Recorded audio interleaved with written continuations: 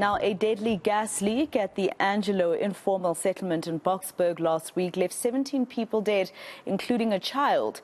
11 people were transported to the Tambo Memorial Hospital. For an update on this, the hospital CEO, Zenzo Ndabula, joins us now live. CEO, thank you very much for your time here on eNCA. Just give us an update in terms of the 11 people that you had to treat there. How many are still at the hospital, etc.?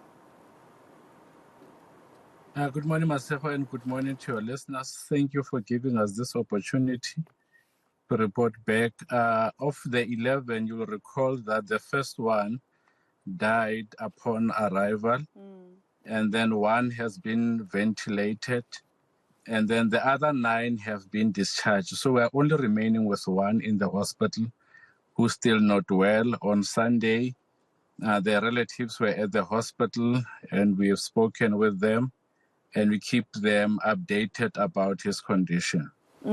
What kind of things were you treating at the time? Was it just the fact that they were complaining about loss of breath?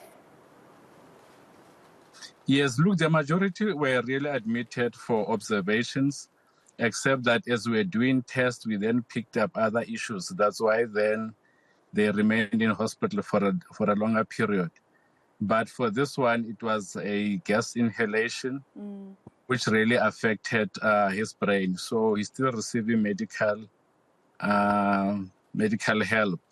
And we hope that we'll continuously update the family regarding his progress. So you say that this gas inhalation affects the brain, and I'm assuming this is perhaps because there was no oxygen going to his brain when he started losing breath. Is this something that first affected his lungs, and then suddenly there was no oxygen going to his brain? Yes, obviously it depends on where you were. You know, I guess the closer you are to the gas, you will really suffer some damages compared to somebody else who's further off. And I think that is why then we are able to discharge the 9, but we are remaining with this one. And just tell me, Mr. Ndabula, I don't know, well, what kind of gas, affects people this way to a point where people just start collapsing everywhere around? Is it all gases that have this type of reaction? Look, I really want to know, but the information that I've got about this gas is that it is nitric oxide. So based on what I've been reading from the newspapers, but obviously I can't say it is all gases. All right. And in terms of the 9, you say 9 were discharged over the weekend or days after the gas leak happened in that informal settlement. Are you happy with them, or are you expecting them to keep coming back, maybe just for checkups to make sure that at least their lungs are clear? As a standard, every patient whom we discharge, we give a date of return, but we are happy with them. We wouldn't really be reckless as to discharge them when we're not happy with them. That is why we ran tests on all of them, just to make sure that as and when we discharge them, we are satisfied with their progress. The fact that we kept the babies for over the weekend, I think they were discharged yesterday. It was on the basis that as we were running tests, we found other things that it needed medical attention. So we are confident that our team has done a good job in attending to the patients and discharging them back to their families. I didn't expect you to share those other things, obviously, because of the doctor-patient confidentiality, Mr. Ndabula, but can you confirm with us whether these other things that were found during testing with the children had any link to what happened last week? No. Okay.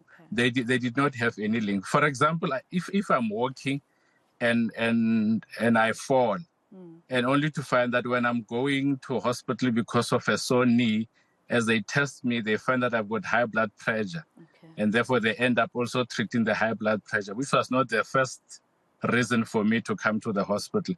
It's a similar incident. So they came for the gas inhalation, but as we were running tests, we then found other conditions that needed to be attended to. Tell me something, Mr. Ndabula.